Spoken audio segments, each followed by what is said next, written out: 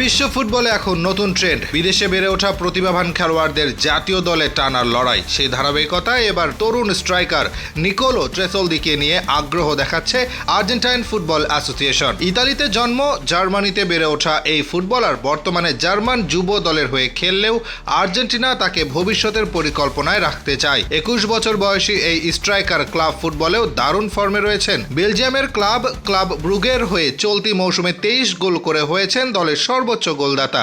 তার এই পারফরম্যান্স ইউরোপের বড় ক্লাবগুলোর নজর কাড়ছে, এমনকি আর্সেনালও তাকে দলে ফেরানোর আগ্রহ দেখিয়েছে বলে জানা গেছে।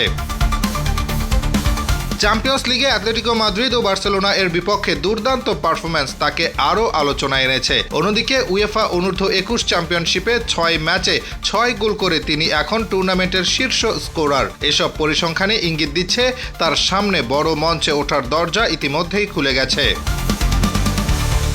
ট্রেসোলদির মা আর্জেন্টাইন হওয়ায় তার সামনে রয়েছে আর্জেন্টিনার জার্সি গায়ে তোলার সুযোগ। তবে ইতালিতে জন্ম এবং জার্মানিতে বেড়ে ওঠার কারণে 3টি দেশের মধ্যেই রয়েছে সম্ভাবনা। এখনও চূড়ান্ত সিদ্ধান্ত না নিলেও ব্যক্তিগতভাবে তিনি বোকা জুনিয়র্সের প্রতি নিজের সমর্থনের কথা জানিয়েছেন।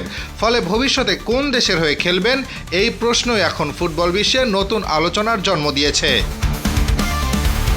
Hasibur Rahman, Daily Our Bangladesh.